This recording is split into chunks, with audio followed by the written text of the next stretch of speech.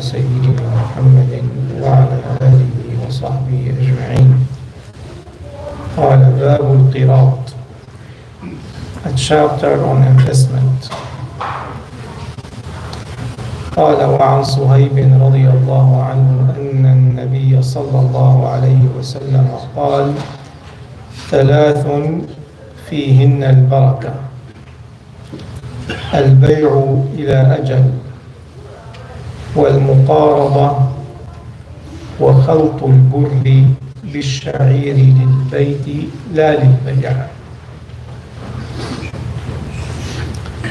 So Suhaib radiallahu anhu said, the Prophet alayhi salatu wasalam said, there is a special barakah in three things, meaning there is barakah in so many three things, they have a special barakah.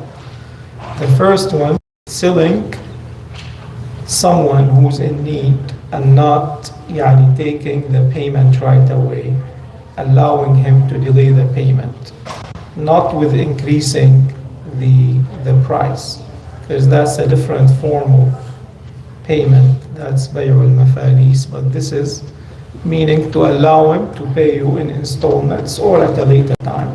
So because there is musamaha, you're forgiving him, Allah subhanahu wa ta'ala will put the barakah in that. وَالْمُقَارَضَةِ, and this is where the chapter comes in. Muqarada, meaning this is what is known to you as al-mudaraba. So you give someone some money and the other person is the one who physically or by effort invested for you, and then you divide the profit, right? What we call tashqeel al-flus. So this is how you invest.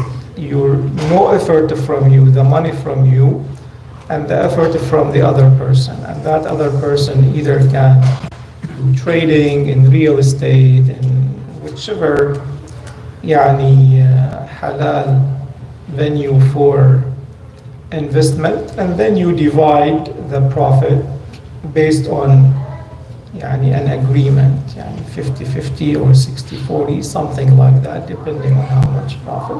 So Allah has put the barakah in investment. So this is the hadith, and this is how it pertains to this chapter.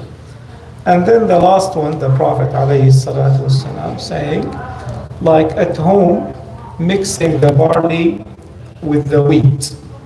So Allah put the barakah in both of them. So they would last, the supplies would last longer, so you're not just limiting to one. And he's saying it is not for sale, this is for. It could be a way to cheat and deceive much of that. So this is a way of being conservative on consumption at home.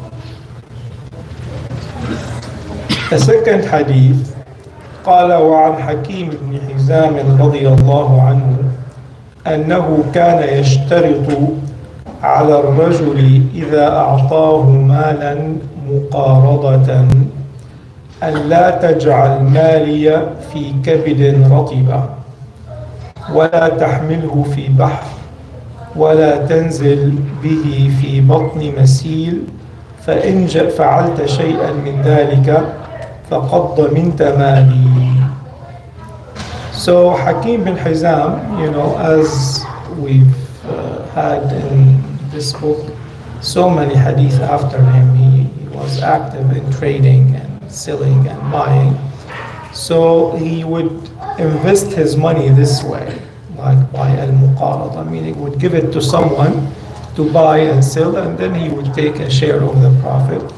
But then he would put certain conditions on the trader, that you do not put my money in kabid and ratiba, meaning no trading in cattle or anything alive, because this is what he envisions as a risk, basically taking risk, or anything that is going to be shipped by sea, by the ocean. Same thing, he wants to avoid risk. So this is what we call minimal risk investment. He knew what he was talking about. And then nothing that is gonna, when you take it, it's gonna go in a valley where that could be flood or water or anything, again, to avoid any risk. And he would say, if you do that without my permission, يعني, you have to guarantee my money. Meaning, he would take the profit if it comes, but if there's a loss by violating all these contingencies, then the investor, the one who's trading, then he has to guarantee the money, basically. So this is what we call شركة المضاربة, يعني partnership based on someone would give the money without effort and the effort from the person, as opposed to شركة العنان. المساهمة, this is المساهمة, المضاربة we call it. And مساهمة is a general term because there is a contribution from يعني in the second one. شركة العنان, basically when you give the money and you physically work, so you deserve more profit basically. So you can also be part of the investment, part of the trading. The first one, the mudaraba, we mentioned, if there is a loss, who takes the loss? The one who owns No, the one who has the money, the one who contributes the money. The other one loses the effort, right?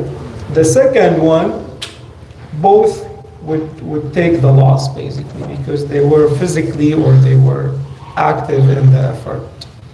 And this is where the difference is. Unless there is تقصير from any person, right? طبعا يعني if there is تفريط أو تقصير يعني that person would be responsible. Just like Hakim bin Hizam يعني if he violates, if he does not follow the rules, does not follow the يعني the common practice, then he's responsible. Well, in a translation. Can you set a condition where you will not accept the loss that you did? This is the whole concept of trading, that there is a loss. This is what makes it different from riba. That they say العوام التجارة ربح وخسارة. Trading is يعني profit and there is a risk for loss. So that's what makes it halal. Yes. Right? If you say I'm not taking a loss, there is not such a thing. That is not halal. So that's what the Sahabi did. He said, I No. will not accept the loss. If you violate my conditions, meaning if you ship it by ocean or if you trade, in cows or sheep, something, and there is a loss, I told you not. This is not acceptable to me. So you can have a contract where you put conditions and you will not accept a loss if those conditions are violated. Yeah, if you violate my conditions, I'm not gonna take the loss. You guarantee the money, right? I'm telling you, here's $500,000. I want you to invest, right? Don't buy cars. Don't buy cars. I don't want to invest in cars. It's a bad market. You go buy cars, and it's your problem. So you take the loss. I don't take the loss. So he was smart, mashallah. Yeah, he is avoiding all the risk. I don't want any headache. I want, something, the fabric, clothes, something like that. This is very common where people would take your money and you tell them, and it happens so many times, subhanAllah. Tell them, I don't want you to invest in this area. This area is a flood zone, for example. It's the real estate will go down, and they will go and invest in that area. It's like, I found a steal, I found a good deal. So they have to be responsible for that. And maybe the barakah that the Prophet ﷺ talked about, because you're actually helping people, you have the money, and you're not just using them for yourself, but engaging others. To Exactly. It moves the economy. This is what they call mobilization of money, as opposed to freezing the money. Freezing the money is no good. When you mobilize the money, it moves the market and many people benefit from it. And as the market moves, you benefit more because everything is going up. So there's a lot of barakah in that. And this is what the Prophet ﷺ himself did, right? And Sharik Mubarak, yani, with Khadija, with the other Sahabi, as we mentioned before, when he said this was Shariki, right? Yes. Yeah. وصلى الله على سيدنا محمد وآله والحمد لله رب العالمين. الأفضل أن يعطى أجر أم يكون شريك؟ أول في المقارنة في الإسلام الأفضل أن يعطى شراكة أم يعطى أجر؟ No, this المقارضة, it's a percentage. يعني شريك في نسبة مختلفة. Exactly. طب إذا اثنين مثلا واحد حط 100,000 واحد حط 50,000 مع العمل هل يعطى أجر أم يعطى شراكة؟ شراكة, it's percentage, but it will be يعني estimated on the common market law يعني practice. How much that effort was? Is it worth 20%? Is it? بس وله من الأجر يعني من أقرض شخصا فله بكل يوم صدق ومن أنظره فله مثليهم يعني This is Al-Qirad, it's not loan. Al-Qirad here, it's partnership. That's what's mentioned.